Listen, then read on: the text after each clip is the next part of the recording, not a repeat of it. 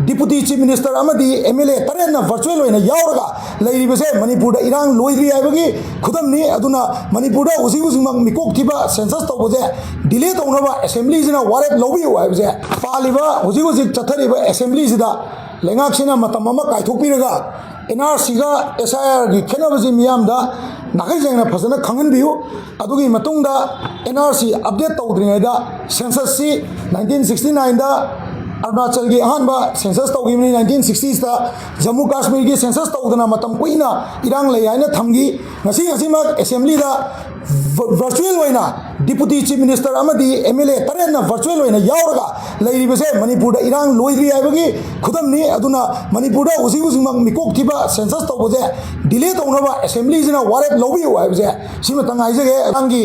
sakarna assembly da thawai yaubidana manipur government gi nauna palibe lenga gasi chief minister honorable Yunam Khemchan सरना हाइबीबदु अखोय यामना आमदा तामना ओक्सै हाइ तारे तामना ओक्सबगा लोइनाना अखोयदा कन्फ्यूजन अमखक लेबदौना अखोयदा तौई अखोयना होजि ngarang पनबिगिबदु अइना लांदबा ओइरम तारगदि SIR तौर मतुंगदा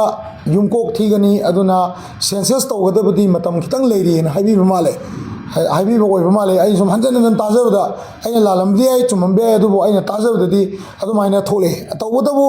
अखोयगी प्रजा मियामना मणिपुर मियामना हाइतारे अखोयना तौरिबा डिमांडना अमनी ngarang assembly da panbirakuduna amani adubo assembly da panbirakudugidamaksu अखोय थागत फोंदोकजोई लोइना अखोयना एडिशन खरा हाइतारे सबमिशन खरा अखोय गवर्नमेंट दा उना हुजे assembly मनुंगजिदा उनागे हाइबदा हेक्ता फंगदबनिना मीडिया की थ्रू दा गवर्नमेंट दा पाउजेल जबनी हाइना लोबियो हाइना अखोय स्माइना थमजगे अहानबदा हाइजनिंगसे SIR गा अखोयना डिमांड तौरिबा NRC सिगा कइमता मरी लेनदे SIR हाइबसी मादी जस्ट मतम खरा एडमिनिस्ट्रेटिव रिविजन मचा अमनेबा SIR जिना तौदोइसी अखोय स्वाइदा ngसागी बार्बर ओइना लेरंबा तोगान तोगान बेहिरम द लेबर ओइना लेरंबा कैदोरंबा मयामदुगी वोटर लिस्ट चनजनग्रबसिंगदो मदुगी पोचिंगदो आइडेंटिफाई तौरगा लौथोकपनेबा मरु ओइना मसिगी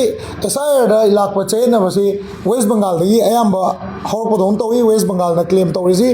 SIR सी NRC की टाइप तो ऑपरेट तौरे सिटीजन की वेरिफिकेशन जे SIR न ओइना तौखले हना हाइबगी वेस्ट बंगाल दा इवन कोर्ट तबाउदा मोय केस तौनादना सुप्रीम कोर्ट की करीगी राय मयाम ngainadana लैनरिबनेबा सिगी मरकसिदा अखोय मणिपुर दा करीगुम्बा अखोय मियाम सिदा SIR तौरगा सेंसस तौगदमनी SIR तौर युम थिदोइनी अदु मतुंगदा सेंसस तौदोइनी हाइबसिदा अखोयना तुमिनना लेथोकपा यादबा अदुगुम्बा मतांग अमदी ओइरी हाइतारे मरमदी कईनो हाइ गांदा अखोयना डिमांड तौरिसि NRC नि अखोयना NRC डिमांड तौबै मरम याम लेग्रे NRC डिमांड तौबै SIR सिना तौबै यारोइदबा थबक खरा हाइजरके अहानबदा 1969 दा अखोयगी SDO ADC कनो एडमिनिस्ट्रेटिव ऑफिसर सिंह अमदी DC सिंह ना मतमदुदा क्रिएट तौरंबा 1969 की मतुंगदा क्रिएट तौरंबा बाउंड्री सिंह सिदा लैसलाबा मी सिंह जे सिगी मरकता वोटर कार्ड पाइदबा सिटीजन की रजिस्टर दा 1971 दा डिलिमिटेशन तौ मतमदा 1981 दा 1991 दा 2001 दा 2021 दा सिगी मरक सिदा पोखरबा सिटीजन मैम दो रजिस्टर लोय चंगरबनेबको हाइबा मी सिंह दो 1969 ना पोमगदी हुजी मदु आइवोंदे बो हंदोइनी हाइतारे अदुगी मीजिंग दो इंटेंसिव रिवीजन तौरगा मदु अखोयगी डोमिसाइल ओरमद्रे सिटीजन ओरमद्रे ना वोटर की लिस्ट की लौथोकपदु नत्तेबा अखोयना पामिजे अखोयना पामिजिना सिटीजनशिप की रजिस्टर दुदा 1951 की मतुंगदा मिकोक थिरकपसिंगजिदा इलीगल इमिग्रेंट क्या यावी हाइबदो आइडेंटिफाई तौरगा NRC से अपडेट तौरगा फजना अखोय 2001 दगी 2001 नत्रगा 2011 दैना 31 December 25 फाउदा फ्रीज तौरबा सेंसस से सिगी ममांगदा अनोबा सिटीजन क्या यावसनग्रगे हाइबदो खांगदोक साहेबने वोटर खांगदोक साहेब नतेबा अंगांग ngasi पोक्तारसु मादी कैगुम्बा अखोयना बर्थ सर्टिफिकेट लौरदी मादी सेंसस त चिंगकतोइनी डिलिमिटेशन तौ मतमददी टोटल नंबर ऑफ सेंसस तो नेबा कैलकुलेट तौदोइसे वोटर दो नते हाइजरिबा अदुना मसी SIR गा NRC गी मरकता लेबा गैप से यामना क्लैरिटी होइना असेंबली दा NRC मियामना डिमांड तौरिसी करीनो कई मरम की तौरिनो NRC डिमांड तौबै मरम से 1980 दा 1990 मतमदा MSCO का एमसू का मिको कंदोपगी एग्रीमेंट साइन तौन मतमदा मयाम खंगिरम विद डॉक्यूमेंट नत्रगा सुविनेर थिबा फंगदबई तौवानी ngasi कुकी की लान तौन मतमदा ngasi TN आउकिपसी मसामगना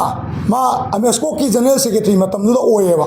मा अमेस्को की जनरल सेक्रेटरी ओए मतमदुदा अदुना ngasi थोइबा प्रॉब्लम मैम से सेंसस मिकोक थिबा अमदी नेशनल रजिस्टर से मतम चाना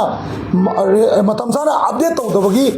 तौदबगी थोलकपने हाबसे अखोय आना खंगदौनेबा अखोयना पामिसे वोटर रिविजन तौब नते अखोयना पामिसे सिटीजन असेंबा मसकंगदोपनी मधु इदो थादो ओरंबे आय मधु नागा ओरंबे आय तांकुल ओरंबे आय कबुई ओरंबे आय मैतेई ओरंबे आय असेंबा सिटीजन की रजिस्टर दो 1951 की मतुंगदा अनोबा NRC अमा अपडेट तौसी अदुई मतुंगदा सेंसस तौसी हाइजबनेबको सिमा लेरे अदु अनिजुबदा ngसाइगे SIR ga लाक्ट्रिङैदा तौद्रिङैदा सरकार की पॉलिसी लेत्रिङैदा 2001 दा RGI ga सेंसस कमिश्नर गना मणिपुर दा डिवीजन अहुमदा माओ मराम पुरुल पोमताजे सिगी डिवीजन अहुम जिगी मतमदुदा सेंसस ना पिरंबा अदुगुंबा मसिंगदो अखोइना कोर्ट केस तौरगा मधु कैंसिल तौहनगिबा लेरबनेबा अदुना मधुगी मतमदुदा हुजी अदुगी मतुंगदा मुक 2014 दा 33.80 सी ngसाइगे 23.80 सरकारना लमसम अमदा होलगा पांजलंबा सेंसस नंबर अदु 2011 दा 14 दा रिवोक तौदुना मु 69.9% से हपचलेनेबा सिगी कंडीशन जिदा SIR की इंप्लिकेशन जे अखोइ मणिपुर दा अखोइना मसी कानगनी हाइबगी आसादो उजदे हाइबने अखोइना हाइजदोइजे अदुना अखोइना मणिपुर गवर्नमेंट दा अपील तौनीजे कइनो 1971 दा डिलिमिटेशन तौर मतुंगदा 2011 फाउदा फ्रीज तौरबा डिसेंबर 31 2025 फाउदा फ्रीज तौरबा सेंसस से सिगी मनुंगदा वोटर मसिंग थिदोकदु नते अखोइना पामिजे इलीगल इमिग्रेंट फैमिली क्या लेग्रगे अदुगा ngasi mak 1951 की मतुंगदा सेंसस अपडेट सेंसस तौद्रिङैदा NRC से अमुक्तंग दे आसाम दौना अखोइसु तौसी हाइबसिनी तौबगी याबगी मरमदि कइम नते मणिपुर गवर्नमेंट का एग्रीमेंट अनि लै हाइबे एग्रीमेंट अनि सिदा मिकोक थिदोकपगी मतंगदा मतम दुगी चीफ मिनिस्टर का साइन तौनरगा डिफंग तारगा लेहोबनी